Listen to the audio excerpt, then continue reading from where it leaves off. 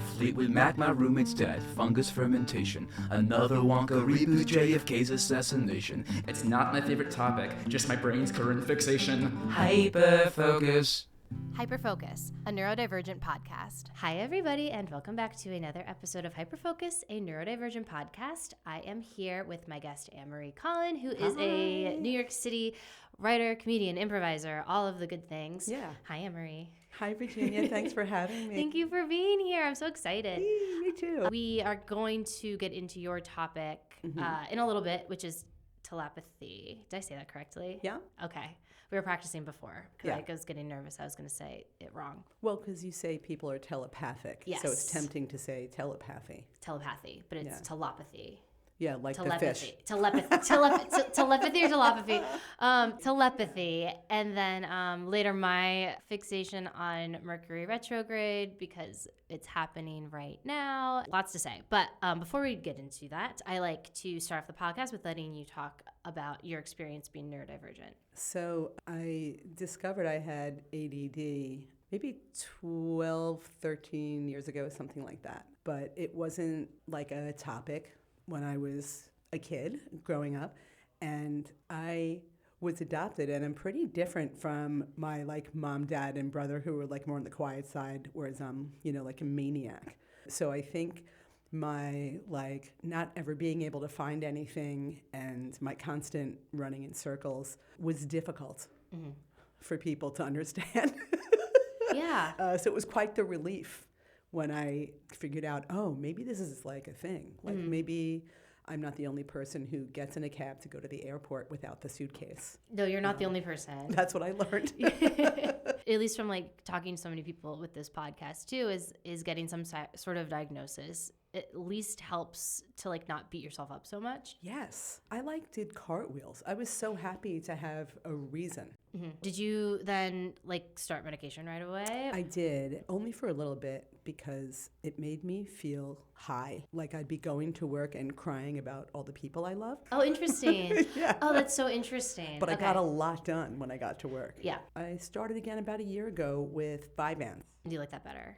Yeah. Yeah. I like it better. I've been wanting to try Vyvanse, and it's just been, especially now with a shortage across the board, and my old insurance was weird about me. I had to have 3 other ones I tried that didn't work first before they would let me try Vyvanse. It was a whole thing, and I was like, you know what, Adderall works well enough that I'm just going to stick with it because it's better than nothing, was my mentality, because I didn't feel like going through all the steps, which is an ADHD I'll give you thing. a couple. Well, I'm also a little worried that I'm always going to want a higher dose because I started at 10, I'm on 20, I think I could use 30. Yeah. And my doctor's like, maybe you should swing by before we do that. I have the same thing. I just upped mine because I didn't want to, but then I moved from 20 to 30, and then I even tried 25, and it wasn't as effective as the 30. The 30, I was bouncing. Yeah. But then the 25 felt like the 20, and I'm like, well, I guess I'd rather be bouncing than not feel anything at all, and my body just has to adjust to it. But then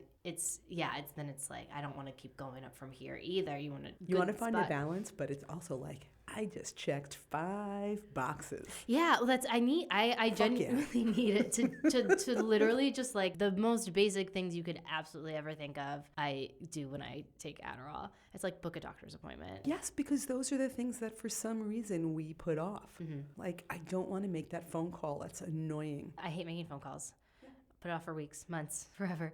So it's I'd rather take it. Yeah, I'm trying to even think of the last small task I did with taking medication, but it has worn off at this point, so my brain stopped. I was I don't know. Well, it's time, right around 4 o'clock. Yeah, a perfect time to record a podcast. Yeah, both of our meds wore off. We're oh. Right, we're a little loosey goosey. Yeah, we'll both lose our train of thought through the entire thing. 100%. Great. Well, let's start then. I want to talk about telepathy. And particularly the podcasts you're referring to, right? Okay. So the podcast is called the Telepathy Tapes. When I heard what it was about, I was like, oh, this shit is up my alley. So the premise is that nonverbal children with autism were communicating telepathically with their parents. So that's already enough for me to be give me this podcast. Oh, 100%. But it just grows into so much more. Just constant mind-blowing stuff for me. And I can't imagine that it wouldn't be mind-blowing for anyone who listened. Like, I can't tell enough people, like, have you started listening yet? I told a medium that I know to listen to it. Yeah. And she was like, I fell asleep. I know all that already. Oh. It's boring. Yeah, are you suggesting it to people that you think would be like haters, or like people that are like, this is already in my wheelhouse?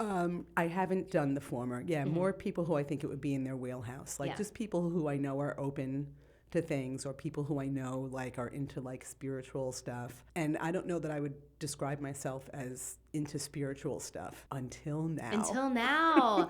Oh, it reminded me of some spirituality stuff, which I'll bring up in a minute. But the podcast, so there's season 1 and then there's a second season. There's not technically a second season. They have what they call talk tracks. Yes. Which feels like a second season. But it's more one-on-one conversations with specific parents or doctors, or digging a little bit deeper into something that they already got into in a previous episode. Okay. So that's where it starts, right? But then it gets to animals. It seems clear that animals communicate telepathically with each other. I believe that. Yeah. Well, we hear all these stories about elephants and stuff, right? And there was one story they told about a man who had like saved these elephants who were going to be killed because they were bothering the residents where they lived by ruining their crops, or, you know, they were bothersome, and they were trying to get rid of them, and they were going to kill them. And so he took them and, you know, took care of them. And years later, he died. And those elephants walked miles and miles for like 2 or 3 days to come to where he was, to where he died, and mourn him. Wow. Right? And like, we know elephants mourn each other. Yeah. So like, that's like I kind of cried a little. I was Yeah, like, that's so really touching. Beautiful. Yeah. You know? I only listened to the first like couple of episodes where they basically introduced the concept. It's this director, Ty Dickens. So we share a name. I don't know if we're related. How did she like get exposed to this? I forget how she tripped across it. It's been a minute But since it was. She tripped across it, and then she got in touch with the doctor. Yes. Dr. Powell. Dr. Diane Powell. Who's been studying this, but didn't she get kind of like ousted from the medical community? Yes. For this research. Yeah. I thought was also fascinating and very frustrating. Really frustrating. She published a book about telepathy. Telepathy doesn't have or hasn't had scientific backing with the proper research and studies. Therefore, because she wrote a book about it, without even reading it, they took away her license. That's crazy. Which they have since reinstated. Oh, good. Yes. Okay. They're saying they like all the similar stories of parents with their Wild. children from all sorts of different places. So far, and again, I'm early on in the podcast. They start off with just like numbers, right? Mostly. Yes. So it's like a parent or someone will like think of a number, and their child who's nonverbal or mostly nonverbal autistic will be able to know what that number is. Yeah, they ran these tests by having the mother in a different room where the child, it's very clear that the child can't see the mother. She'll hold up a card, show what she's looking at, and the child will spell it. A lot of these kids are spellers, which is another thing that is a problem with the scientific and educational community. Yeah. Wait, okay, that was interesting. Yeah. I feel like this like the spelling bee stuff, Yeah. right? So they have these laminated boards that they use to spell. And it was poo-pooed because in many cases, the caregiver had to help guide the hand of the autistic child who was trying to spell. And that's because they don't have fine motor skills. Right. But some of them do learn how to do it on their own eventually. The way that it's done, it's so clear that they're not being helped. Yeah. So It's also like, why would you make that? As a caregiver, why would you? I don't know. It just feels like a stretch. And if you're in the education system, like imagine all of these kids who are being treated like they don't have any mental capacity, are much smarter than most of us. Yeah. I think they made a point too that it was also like ableist in a way that because they couldn't communicate by our means of communication that we established, we don't consider their communication. Right, then you must not be intelligent. This one mother said on one of the episodes, I didn't know my child. He's 30. And I'm just I get chills when I repeat that. And I'm just starting to learn who he is because we've just started to communicate. Yeah, I mean, that's amazing and sad and wonderful that it's happening now. But imagine how many people have died without ever being known. Yeah.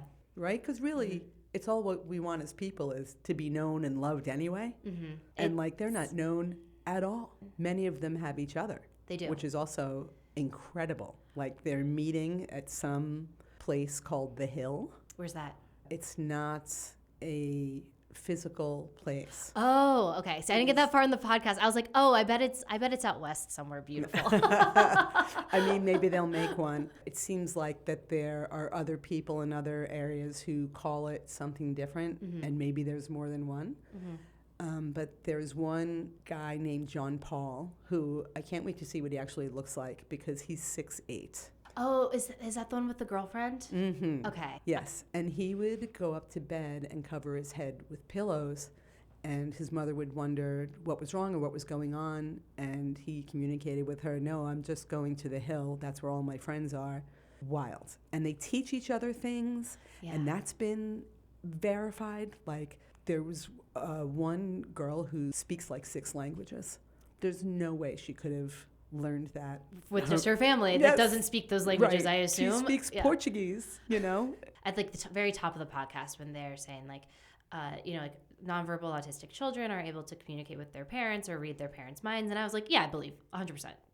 I totally believe that. And then as they went on, they were doing one where it's like someone's reading a book in the other room and their child is able to know what they're reading separately in another room or what's on this page or what's on that page without being near it whatsoever. And I was like, oh my God. Because I kind of thought, if you're in the same room as someone, like that's like that improv thing we do, that exercise. Right, a group mind exercise. Thing. I was like, you get to the same word. I was like, that's not a stretch if someone's there and you can kind of read their thoughts. But I'm like, in a separate room reading a book. Then it goes on and on and on. And it's like, it's wild. It's mind-blowing. It's so wild. Episode 6 is my favorite episode because they started talking about it as like a wider concept. And the animal stuff, I'm an animal person. When I started hearing these stories about these animal communicators, so cool. So it's like humans communicating with animals. Yeah. Are they also nonverbal autistic? Or No. not all of them? Okay. No. So this one woman that they focused on who specializes in competing horses, dressage or whatever, I guess. And this one, I think she was a girl. I think she was like 16 or so. And this horse who did these water jumps for everyone else wouldn't do water jumps for her. And this woman spoke to the horse, and he said, it's because you're going to hurt your knees. There's something wrong with your knees. There's inflammation in your knees. Your knees are warm. This is what he tells her through the animal communicator. She goes to a doctor, and she has this, like, very rare form of early arthritis that you can get when you're young. Like, that's crazy. That's crazy. And it's so cool. Yeah, I definitely think animals can communicate with their minds. There was some cool stuff with domestic animals, too. Kai herself had a dog that she asked the animal communicator, could you communicate with our dog? Because the dog was a rescue. She didn't feel like he was doing very well. She and her partner actually were talking about, are we the right home for this dog? And so they had the animal communicator talk to the dog. And right away, she was like, he said that he's like blind in his left eye. All that stuff, all the physical stuff she said that she couldn't have known was correct. Wow. And then they said, well, is he happy? And she said, well, he's nervous because he's not sure this is his final home. And she said, oh my gosh, that's actually accurate because we weren't sure. Yeah. And so she said, he just never knows when you're going to come back. So he wants you to tell him, even though, he might not understand time the way we understand time, he wants you to tell him, I'm coming back to you at a certain time. I know. I'm going to cry. So that's what they started doing, and she said their kids started doing it, and it's really cute. They played some of the audio. So I started trying to do this with my cats. Oh, wait, well, I have a question. Yeah. Do they have to be in the presence of the dog, or it can just be like, I can just channel your dog from wherever? No, because she did this reading of Kai's dog over Zoom. Okay. So a lot of pet communicators, I feel like, or that I've like read about or encountered. Yeah, mediums will do that. They'll do it like over Zoom and stuff. Okay, fascinating. Okay, so then you did it with your cats? Yeah, a lot of dogs, they say, like, we'll wait for you when you're coming home. It's not necessarily because they smell you or hear you coming. They know. And they ran this experiment with this guy who, like, would tell his dog when he was leaving work. And when he did that, the dog would get up and go to the window to wait for him. And one day, he got called back. His boss said, I need you to do one more thing. And the dog went back and laid down in his crate. Wow. You know, so like cool stuff like that. So I have 2 cats, Sweet Baby Ruth Bader Ginsburg and Jerry Garcia. And Jerry Garcia is a scaredy cat. When the door opens, he runs. All the noises, he runs.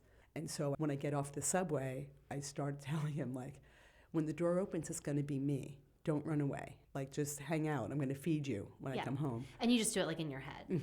Virginia, I'm not kidding. This isn't scientific, but the first time I did it, I came home and he was sitting in the kitchen waiting for me. And he has never done that before. Wow, I'm going to start trying that with my cat. Yeah, start trying it. I love that. I can't wait for the documentary to come out because I think, too, like this podcast only came out a year ago and she was like, I didn't advertise it or anything. And it like picked up all this steam. Yes. And I think that's fantastic because I think there's like so much to explore. And everyone should check it out. It's really fascinating. It is. I was like, oh no, this is going to be my hyperfocus and not the one I came to talk about. Which is like, it feels adjacent in a way. My hyperfocus is Mercury retrograde, and I didn't want it to be. Like, I think it's one of those things where like you just get forced to pay attention to something. Yeah. And I've actually been trying to like take a step back from astrology a little bit just because I'll get too consumed. I get too distracted by it, and it's nice to just take a step back and not think about it that much. But so many things have been happening. I'm like, all right, what's going on? And they're like, oh, it's a Mercury retrograde. And I'm like, of course it is, because so many things have just gone Haywire? Yeah, it's so then I had to like look more into this Mercury retrograde, and I know it's like the one that everyone always like talks about the most, and it's because like Mercury orbits the sun more frequently, and it's closer to us, so it's like a more of a personal planet than like some of the farther ones out. When every planet goes into retrograde from time to time, but Right. like Mercury, it like moves faster, so we get more retrogrades. We get like usually 3 a year, and Mercury is the planet of communication and like the mind and intellect. And so typically when like Mercury's in retrograde, you will run into like communication issues, technological issues, travel issues, things like that. And it's like never a time to make any like big decisions or sign big contracts or like have surgery.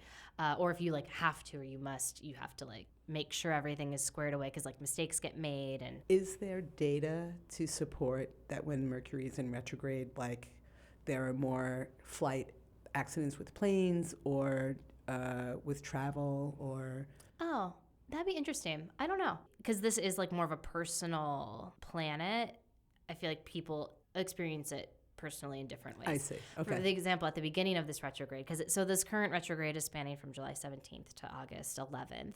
But at the top of the retrograde, my friends and I take an annual trip out to the North Fork on Long Island. And, I was like, all right, I'm coming on out. Like, where is everybody? And like everyone's coming from different places now. One friend couldn't come because her cat was sick. Another friend in a different state couldn't find a babysitter, couldn't make it. And then my other friend flying, the whole flight entirely got canceled because of rain and everything. She had to rebook, and it was just came a whole day late. And I'm like, okay, well, those are some travel issues that I was expecting, like all these people, and then not everyone could come. Oh yeah, so I just like made a list of all the things, because like for me, I usually experience it as like micro frustrations. It's not like things implode and everything goes totally wrong, but it's just like things don't happen how they should. And someone like me who has a very clear way of how I like things to be and how things should be, it's always difficult because I get frustrated that things aren't as easy as I think it could be. Like for my job, for example, the CRM we use updated, and it made everything worse. I was like, I used to have 5 tasks, now it doubles, but I don't need these here. So now it's just extra busy work. It took like days of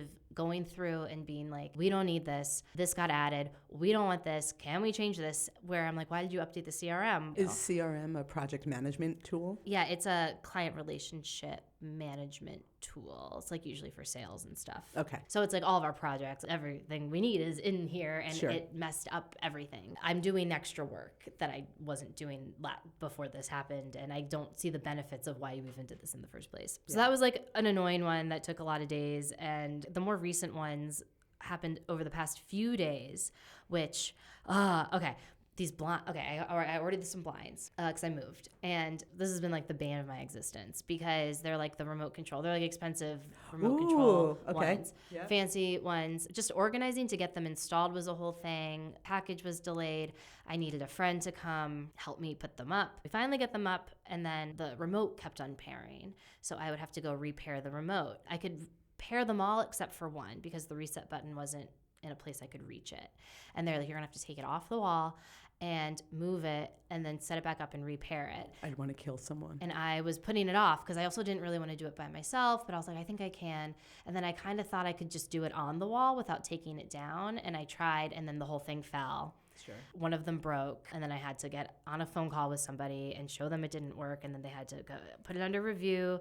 They're sending me I'm like, this has been a month of getting these I was like, they haven't worked yet since I've gotten them, and it all just happened to fall within this time frame. So I'm like, that's interesting. That happened on Sunday. I had to like go for a walk. I was so mad. That's good to go for a walk. I'm managing it. Okay. I was like, I'll leave this. I like screamed, I cried. I was like, I'm sick of these shades. Wait, I have a question. You said you needed them. You needed blinds, or you needed specifically remote control blinds? It's a good problem to have. I just moved. I have very tall south-facing windows. Okay, I get it. It didn't make sense to do a rod with curtains for the space. So they're dual blinds. So one level is like light filtering, and the other's blackout for sleeping. Got it. The only option was I had to have a remote when I bought them. Like, they didn't have the little string, I don't think. That's still not resolved, but it's getting resolved soon. On Monday, I tried to like book a dance class that I take on like the Mind Body app or something. Like, I'm on my way to class, and it's usually like doop doop doop. It glitched, and then they were like, the payment went through, but you're not signed up for the class. Like, it was all these, so I'm late to the class, and I'm like, I have an issue with the app, and they said everyone did, and I'm like, okay.